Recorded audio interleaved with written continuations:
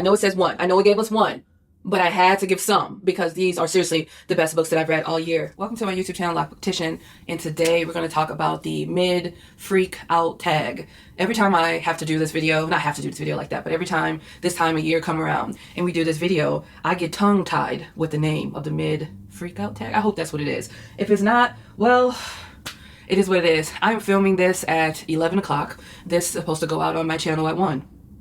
Anyway, you shall get it when you get it. Amen. Let me fix the camera. It kind of looks like it's lopsided. Ah, not my finger. Not my finger. Okay, hold on. Okay, so I have my laptop here, and let me go and find, because I wrote out everything. I was like, if we want to be efficient, because I wrote this out a while ago, I have some of the physical books, so I went and got them off of my shelf, so it's not too much editing. You know, you got to do what you got to do to prepare yourself for a successful video, okay, when you are creating a thing they call content. So, in the mid freak out tag, there is 13 questions. One question I did not have an answer to, which is very typical if you've seen mid-year freak out tags by me before. Sometimes I'll like throw something in a moment, but there's always one question that's obvious that I can't do, and it varies of what that question may be. So, the first thing, or the first question that the mid freak out tag asks us is, what's your best book that you've read this year? So I went ahead and got just a couple of them, and I'll talk about them briefly. This one is White Horse. I read this earlier in the year. This is a story about a young girl who is trying to figure out what happened to her mom. Her mom so happened to be a missing and murdered woman, and no one knows what happened to her. When I say no one, I'm talking about the police in this town don't know what happened to her. And she goes to ask people in her life who knew her mom if they have any questions, and she embarks on this journey of extreme grief and loss. The next book that I just was 5 stars. I could not stop talking about this book for a while. This is the first edition. I got it at Half Price Books because I was just so excited to see this book. And this book is called The Last Dragon. You can kind of see it there. When it's back here, you can't really see it that much. The Last Dragon is about this young guy who appears to be like this underdog. He falls into this pit and hears this sound, this very powerful sound, and he looks around and finds out that it was a big-ass dragon. And the dragon chose him to be his dragoon, and now he has to work harder than he's ever worked in his life, try to figure out who he can trust so that he can support the mission that the dragon is on. And that is really just like the bare bones of what this book is about. It's so fantastical, the dragons and the way the dragons communicate with each other. There's a lot of big-ass dragons in this book, and just watching how they interact with each other, and like, I'm better than you, or I have more knowledge than you, or like the sacredness that come in being a dragon, just like the cultural part, I really enjoyed, and that's why I gave this book 5 stars. Before the Devil Breaks You is the 3rd book in the Diviner series, and I'm not going to talk about it, but I only have this copy because I want all the copies of the whole series to look like this. I only have 2 in the series that look like this. This is the last book in the series that I'm currently reading, but this is the 3rd book in the series that I'm reading. So you have the Diviners, and you also have Layer of Dreams, and I have truly enjoyed this series. It's set in New York in the 1920s, and it's about a group of people who have specific like magic systems within them. They come together to try to thwart off evil, and also to have like a support group with each other. But all of them individually have a past that's really messed up, or have experienced an incredible amount of loss. And they're trying to find like family with each other. They're all like an unlikely bunch to be together, in my opinion, especially in the 20s. You would definitely see these group of people more separated, and more into the groups that they were born into. So the fact that they're all trying to come together and trying to make the best of it and be friends. And there's a lot of scary horror shit that happens in this series as well. It's YA, so you know, keep that in mind while you're reading it. There is a younger character in here too that your heart just falls for. I don't know. I just feel like this is one of the best series that I ever read in my life. So I had to put, I had to add this to my best books because this was fantastic. When it said add your best book you've read this far, I just couldn't do it. So I decided to give y'all books. Okay. So the next one that we're going to talk about, I just recently read, was The King of Ashes by S.A. Cosby. And I loved every part of this book, but it's S.A. Cosby. I think this might be one of my favorite books that he's written. If not, I think this might be my favorite S. Cosby. I don't know. Let me think if this is my favorite S.A. Cosby. I'm not sure. But King of Ashes follows the story of 3 siblings. They're not in all of their point of views. It's really in their oldest sibling point of view, Roman. And Roman is being called home because something tragic happened to their dad, and he needs to be there to support his siblings and help them figure out a plan of what to do, not only with dad, but also the crematory that the family owns. And he realized that this is not going to be a quick trip like he thought it was going to be. Sorry, I live in a city, so there's constant police sirens going off. A lot of what happened in this book, unfortunately, but you know, that's that. And then R.F. Kuang Babel. This book owes me nothing. This author owes me nothing. I think it's time that I put R.F. Kuang in my favorite authors of all time. I think it's time that she gets inducted into that, because this lady, Rebecca Roanhart said this is a masterpiece, and it is. and is. This story was set in 1828. I know, taking us back. But Rebecca, if she don't do nothing, she gonna take you back. This story was set in 1828, and it's about this guy named Robin. He is biracial, he is white, and also Chinese. And the story opens up with this white man coming to where he lives in China and telling him that he has an opportunity for him to go and study college with him. And at this time, his mom is dying of a certain disease. Everyone is dying in this area of this disease, and it's really just taking Chinese people out. And he comes in this like quasi, not really savior thing, and takes Robin into his home, and he meets like the woman of the house, who's kind of like the maid. And while he's living there, the maid woman is the kindest woman that is the kindest person to him at this time. So this man who took him from where he used to live, he's intrigued by him. He's trying to figure out who is this man and what's going on and what's the real purpose of him bringing me here. And then he studies to go to Oxford so he can be a translator of languages, because he knows two languages, his native language and also English. And you continue reading the story, and while he's at Oxford, he meets other friends who are also people of color and one white woman, and they all have a thing with languages. They have a specific propensity to understanding a different like part of linguistics, and they're banding together to trying to really survive at Oxford and be there for each other until they learn what this department is really doing with this thing that they call silver. So now they're starting to understand what silver is about. You know, only certain people get access to the silver, and they're starting to question the elitism and colonialization in a way that they never have before. And now they must decide, what are they going to do with all this information? Are they going to fight back, or are they going to continue to be complacent in the system of making the rich richer? That's the best way I can explain this. And fantastic. It was great. It was wonderful. Loved it. So there you have it. These are the books I wanted to talk about as my best. I know it says one. I know it gave us one, but I had to give some because these are seriously the best books that I've read all year. I've had braids for so long, so it takes me a while to get into the thick of it. Let me put these books here. So there's something in that space. Okay, the next question is the best sequel you read so far, and it is called Layer of Dreams. That is book 2 in the Diviner series by Libba Bray. I love that book. So typically, I don't like reading novels that make me feel like it's a fever dream. I think that's why I didn't truly connect with Bunny by Mona Awad, because I can't deal with you confusing me like that. Like, I already live in the world and navigate in the world at a level of just confusion. So you're confusing me in something that I'm supposed to do as escapism, enjoyable escapism. It's too much for me to process in my head, so I can't deal with that. I can deal with books that have a fever dream element in it, in a novella or short story vibe, but for it to be the entire length of a novel, I can't deal with that. And I can't be a part of it. But I say all that to say, Layer of Dreams have like a fever dream aspect to it, but it's also like steeped in reality. Like, even if you think that this doesn't make sense or that doesn't make sense, or you might just not know what's happening, at some point it's all going to come together and make sense at the end. Where I felt like with Bunny, I am still confused what that book was about. Layer Dreams is when all of those people that I told you about when I was describing diviners, when they all come together and try to defeat this entity that is trying to kill everyone through their dreams. So it is very interesting. I love how it was done. The ending was chef kiss. So that was my best sequel of the year so far. New releases that you haven't read but want to. So the first one I do have a arc of. Do I have my phone on me? Let me just show you.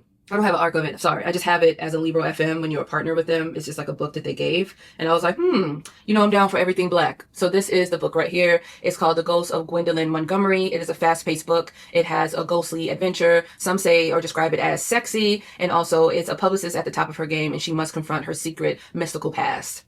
So that book, I can't wait to read. I think I'm going to read it for July Noir. I know a lot of people have picked their TBRs for July Noir, and you guys are ahead of the game.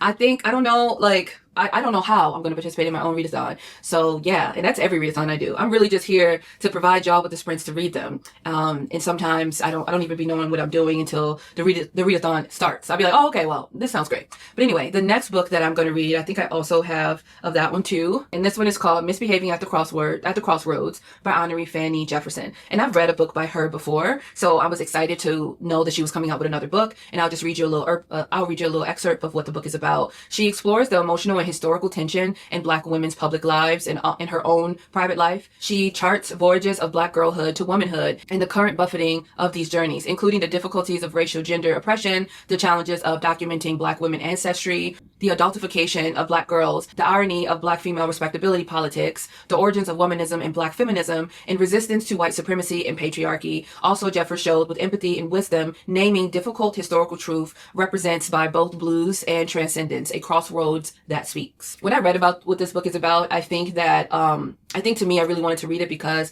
sometimes it feels, as a Black person, as a Black woman, I can't speak to anybody else's experience. I often, when people talk about like your history, and especially like as a dark-skinned Black woman, when people talk about their childhood, not only was I adultified, I often don't think about me ever having a childhood. It kind of feels like there's a myth that childhood exists for Black children. And I say that because there's been so many times in my youth, there were so many times in my youth where people have assumed that I was an adult. That comes with over-sexualization of Black women. Like, I remember being 15 years old and this man was trying to holler at me, and I was just like, looking at him like, is he for real? And he was like, yeah, I'm trying to see what you want to do. Maybe I can take you on a date. And I was like, how old are you? And he was like, oh, I'm 34. And I was like, and I'm 15. And he was like, what? You look like you grown and you got kids. You got body. Like, I think he thought by telling me that I have body and I have all these things that I would then want to be with him. The thing is, I know that there's a lot of young girls out there who have looked at this man and would have been like, maybe I should, or, he could have started the grooming process.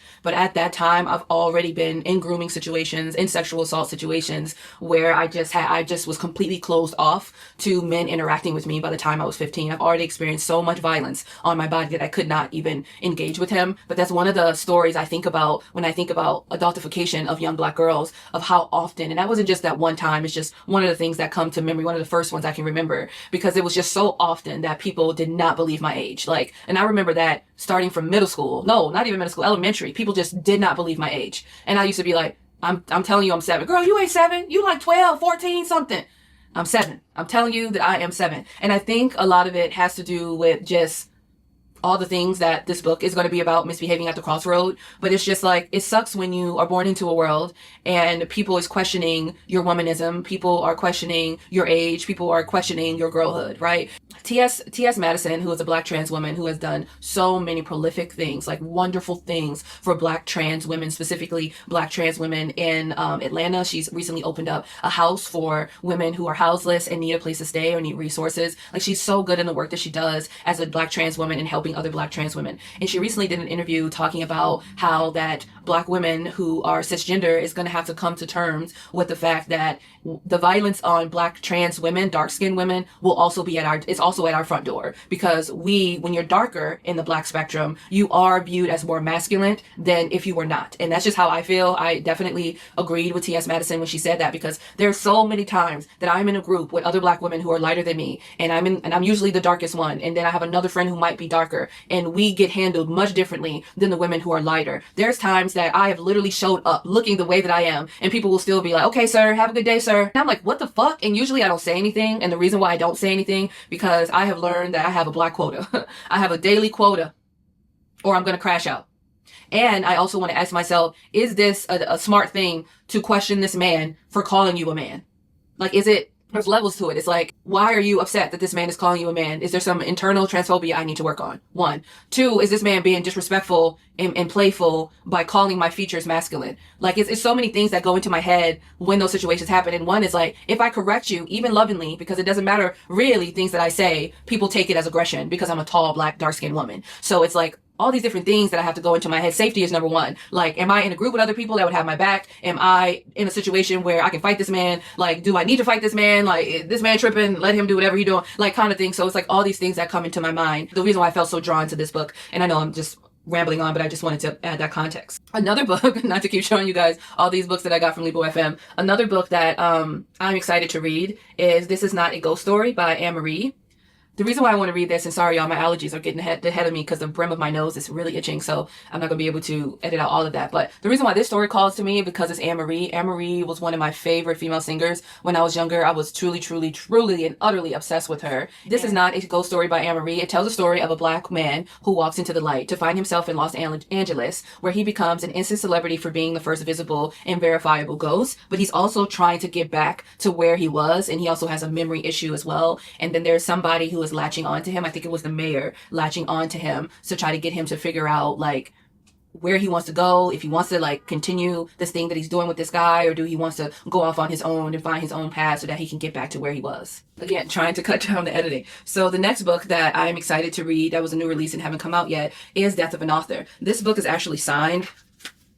I got this book signed by Nnedi Okorafor. I got another book signed by her as well, but I was so excited. And I wish I was more prepared, because I would have like had the Akatowicz series and had her sign them for me, but I'm excited to read this book because it is semi-autographical. Life has thrown Zulu some curveballs over the years, but when she suddenly dropped from her university job and her latest novel was rejected, all in the middle of her sister's wedding, her life is upended. Disabled, employed, and from a nosy, high-achieving, judgmental family, she's not sure what comes next. In her hotel room that night, she takes the risk that would define her life. She decides to write a book very unlike her others, a science fiction drama about androids and AI after the extinction of humanity and everything changes. What follows is a tale of love, loss, fame, and infamy, of extraordinary events in one world and another. And as Zulu's life evolves, the life between fiction and reality begins to blur. Sometimes a story has the power to reshape the world. And other than this being Nettie's book, I love a book that has a book within the book. I don't know if that makes sense. That's one of my favorite things. And one of my favorite things I love that authors do. I've read one author who did it poorly, but for the most part, I've truly enjoyed it. So that's why I want to read this book. So question number 4 asks most anticipated release for the second half of the year. So not to be doing this again. I'm downloading it now. Don't judge me. But it is, oof. So this is the book. It is called The Bewitching. It's by Sylvia Moreno Garcia. I'll also be putting the names of the books that I mentioned in the description box below as well. So The Bewitching follows the story of 3 different generations, and there's some ghost stories in it as well. And it's about the story that this girl was told by her grandma, and you watch how that story manifests itself in 3 different periods of time. And I love a book that has to do with time manipulation, and I love Sylvia Moreno Garcia, so I'm definitely going to be down for that. And then there's another book called An Evil Premise, and this is a story about the length an author will go to get their story told, and sometimes desperation in crime fiction or horror or suspense or mystery really leads to a good plot that's moving along. So I'm excited to read that book as well. And I only put 2 books there because I do every month. I've been doing, I don't know when I started it, but I've been trying to do like new releases, and I don't want to like mess that up. So I just did those 2 books. The biggest disappointment I read this year, I'm really so sad to say it. There was other books that I was like, I rated that pretty poorly, but I will say, okay, maybe I'll say a couple things. So the biggest disappointment is this year I decided to read Kathy Wright's books, and those books are the what are they called?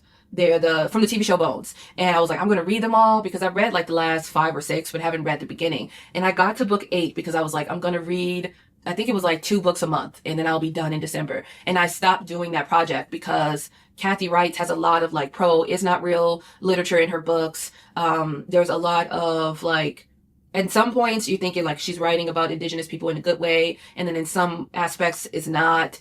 And she's trying so hard to get you, the reader, to think that she is being non-biased. And in fact, her biases, which sometimes are harmful, is in the book and you can't escape them. And I couldn't continue reading it, even though like I wanted to know more. And it's very different than the TV shows and how the story is being told. The TV show is more manageable for me, but it's definitely, after reading the books, I have slowed down on how often I read or I watch Bones, but I had to get rid of it. And the sad thing is I bought all the books from Thrift Books, and then I just went ahead and like put them all together and gave them the half price books because I was like, I will not be finishing that. So that was like one of the biggest disappointments for me. In addition to Harlem Rhapsody, which is a book that really looks at this woman named Jessie. She was the assistant editor for this magazine in Harlem called The Crisis. And The Crisis was ran by W.E.B. Du Bois. And reading about her life and knowing that she was really the architecture of bringing so many like Harlem Renaissance writers to the forefront, I was really excited to get into that. I wanted the author to talk more about her, not her in relation to this man,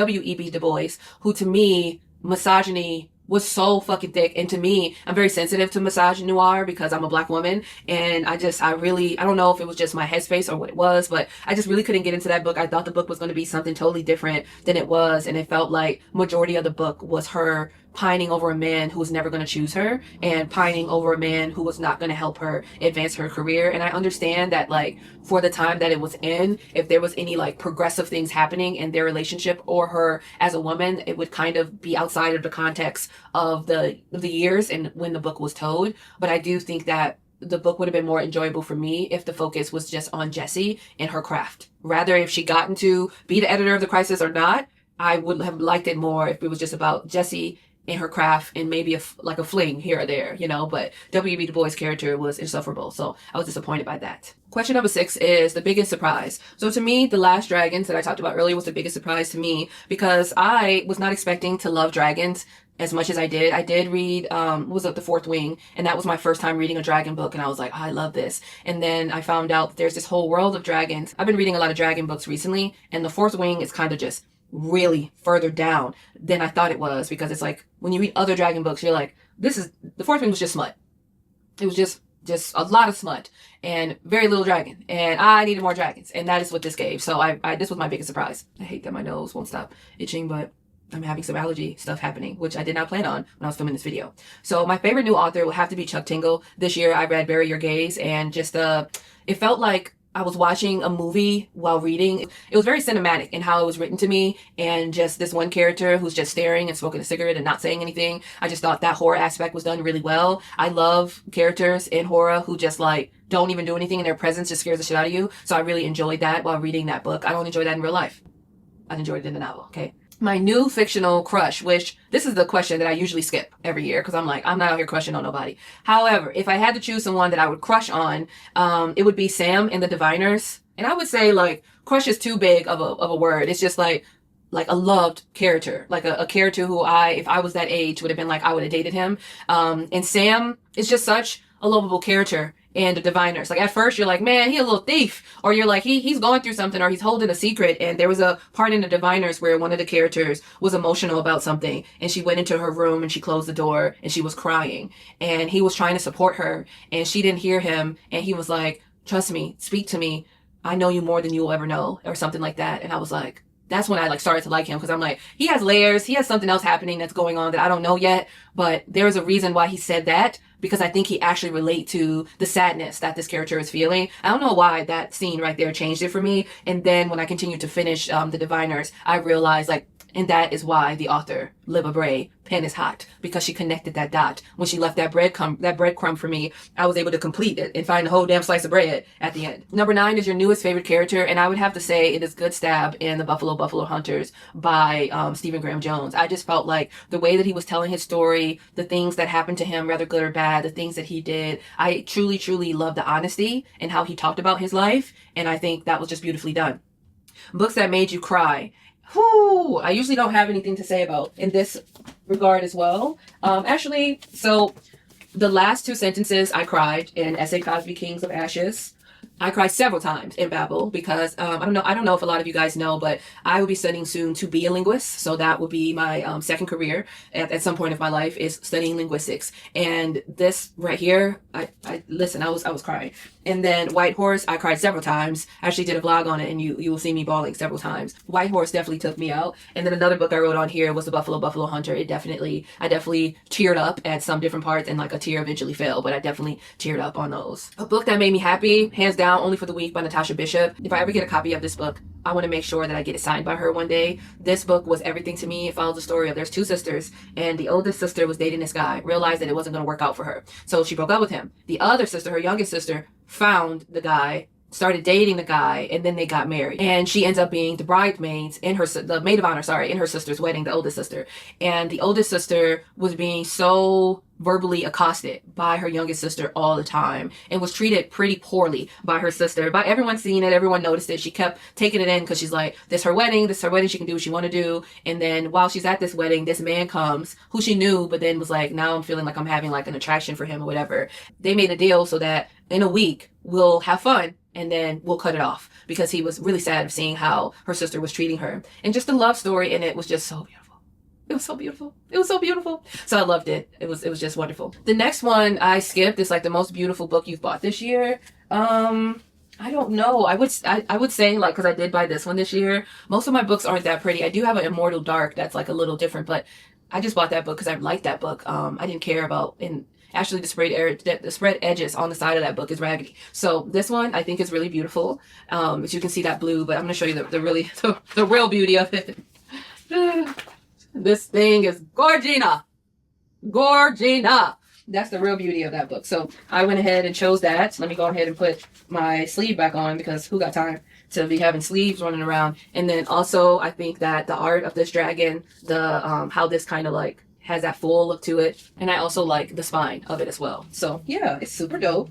Super cool. So those are the two books that I bought this year that I'm like, man, what a beautiful cover. Stunning, stunning, stunnerella. Okay, so the next question, which is our last question, is what books do you need to read by the end of the year? So for this, it's really serious. So I'm just gonna talk about two things. I'm not gonna say too much. So I went to get a couple books. So the first thing, I do want to be updated with Spy X Family. Not updated, I want to be current with Spy X Family.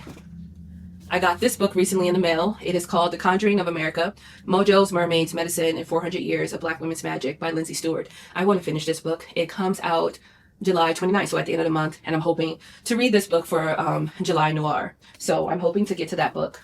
You guys, my nose will not stop itching. I'm fighting for my life for y'all. I really am. So these books, this is The Last Magician.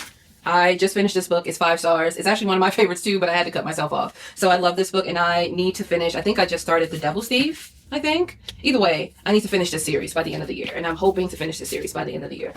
This series that I was talking with you guys earlier about, The Diviners, The King of Crows is the last book. I'm only like 9 pages in because I'm just so nervous to finish this book. I have a hard time finishing the last book in the series. So I am excited to read this book and I want to finish this series too. And the second book of The Last Dragons on Mars come out this year, and I want to finish that as well. So there you have it. That is my mid-year freak tag. The best, the worst, the good and the sad, the extra rambling. Okay? And I hope you loved it, and I will see you in these bookish streaks later. I have an hour to edit this book. I have an hour to edit this and get it out to you guys. See you soon. Bye!